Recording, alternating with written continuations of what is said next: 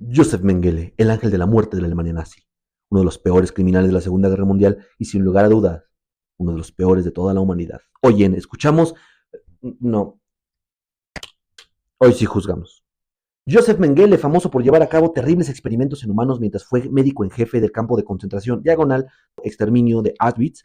Tú te preguntarás cómo es que una persona que estudió medicina, un médico, puede llegar a tener este título del ángel de la muerte. Bien, vamos a explicar quién fue Joseph Mengele. Joseph Mengele fue hijo de un rico empresario llamado Karl Mengele, el cual hizo grandes aportaciones económicas a su comunidad durante la época de crisis de Alemania después de la Primera Guerra Mundial. Tan es así que tiene calles en su honor el papá de Joseph. Y por supuesto, fue partícipe del financiamiento de la carrera política de la camarilla de Adolfo Hitler durante este periodo de elecciones del Partido Nacional Socialista. Joseph Mengele, gracias a sus contactos y a su lana, no nada más se titula como médico, como filósofo, sino también tiene un doctorado en antropología por la Universidad de Múnich. Rápidamente se hace miembro de las SA, las escuadras de ataque. Posteriormente sube de rango a las SS, las escuadras de protección, que era este grupo paramilitar armado, brazo derecho y en quien más confiaba Hitler, después de varios enfrentamientos, después de estar activo en combate como médico de reserva de un batallón de Panzer alemanes.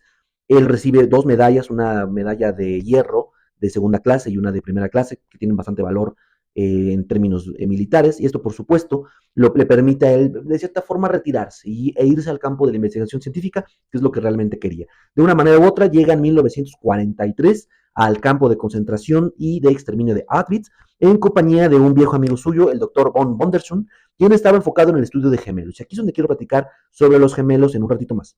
Por ahora quiero platicarles que llega a ser jefe médico del campo de concentración por su eficiente manejo de varias crisis bacteriológicas y de enfermedades de contagio. Por ejemplo, el tifus, por ejemplo, la escarlatina, por ejemplo, la noma, en donde las eliminó de una manera eficiente, matando a todas las personas que había en el pabellón y después de eso metiendo gente nueva. Y si alguno se enfermaba, volvía a matar a todos los del pabellón y volvía a llenarlo de gente nueva. Y así hasta que pues dejó de haber contagios y dejó de mandar gente a la cámara de gas, lo cual pues es bastante lo que habría hecho la enfermedad, ¿no?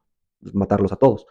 Como jefe médico del campo de concentración y exterminio de Auschwitz, él participaba activamente en la selección inicial. Sin embargo, no es como que tuviera esa responsabilidad, sino a él le gustaba ser parte de ella. Y aquí viene algo bien importante.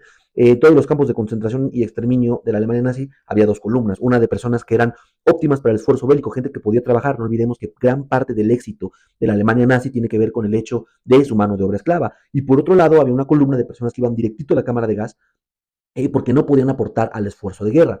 Cámaras de gas eran estos métodos que no tenía que ver solamente con la crueldad, sino también con lo eficiente, barato y lo que permitía que se pudiera hacer como reciclado de materiales humanos como la grasa corporal. Era una situación nada más terrible, era sistémica y era ingenierilmente eficiente, eficaz. Aquí es donde dio rienda suelta a su curiosidad científica, seleccionando a aquellos miembros de este grupo de condenados a muerte que consideraba que podían ser objetos valiosísimos para sus terribles experimentos.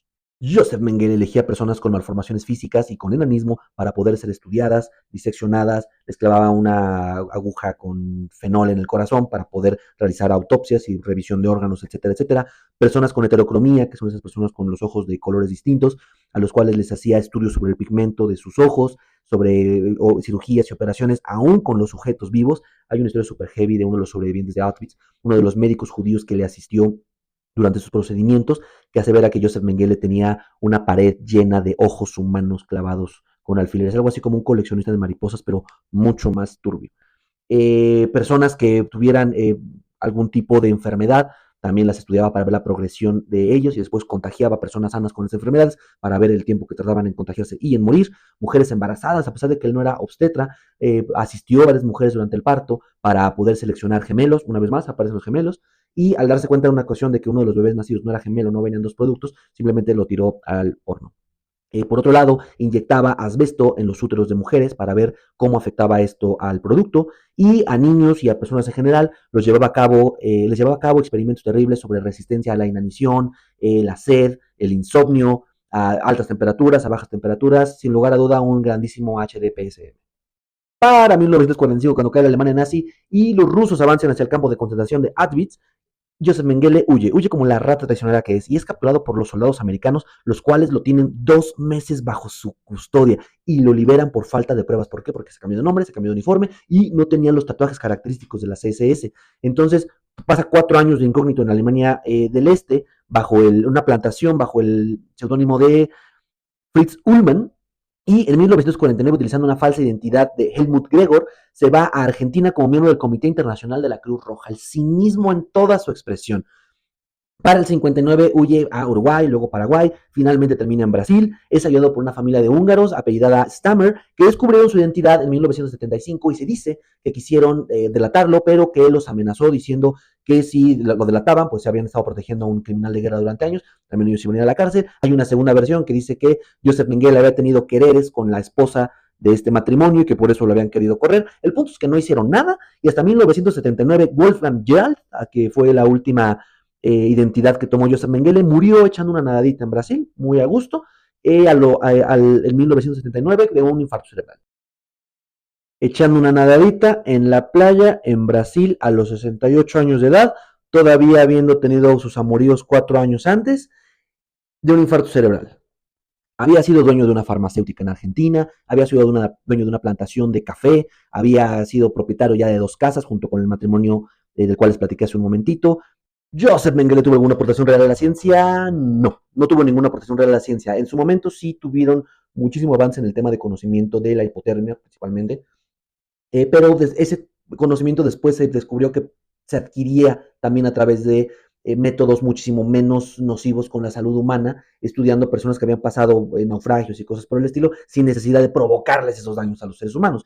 Entonces, la realidad es que no tuvo ninguna aportación científica más allá de la satisfacción que tuvo personal a su curiosidad científica. Y si me preguntas a mí, bueno, pues sí tuvo una aportación que fue la generación de la bioética, que es esta rama de la biología y la ética que buscan regular el avance científico experimental. O sea, creo que de ahí en fuera no tuvo ninguna otra aportación. Y bueno, por supuesto, también tuvo otra aportación muy importante, y es que no lo olviden, amigos, la justicia no siempre llega por los malos sin la acción de aquellos que pueden y deben llevar a cabo esa justicia. Esta persona murió en completa y absoluta tranquilidad en la playa en Brasil a los 68 años, porque las personas que podían haberlo detenido, las personas que podían haberlo entregado a las autoridades, las personas buenas no hicieron nada al respecto. El día de hoy escuchamos, pero sí juzgamos. Como Bono te platico por qué el tercer Reich alemán tenía tanto interés en los gemelos, y es que su intención era aumentar su demografía de manera exponencial en un tiempo muy corto. Es decir, a través de la manipulación de nacimientos de gemelos, en lugar de que nacieran 100, pues si podían tener de 2, de 3, de 4, de 5, de 6 bebés al mismo tiempo por mujer, seleccionado evidentemente genéticamente y perfeccionado para poder ser de la raza aria que ellos consideraban perfecta, bueno, pues de un solo trancazo pueden tener más personas en sus filas. Obviamente esto iba a la parte de trabajo, a la parte del ejército. Imagínense, querían tener un ejército de clones. ¿Les suena? Muchas gracias por acompañarme en un episodio más. Mi nombre es Gus Castañeda, como siempre. Nos vemos a la próxima.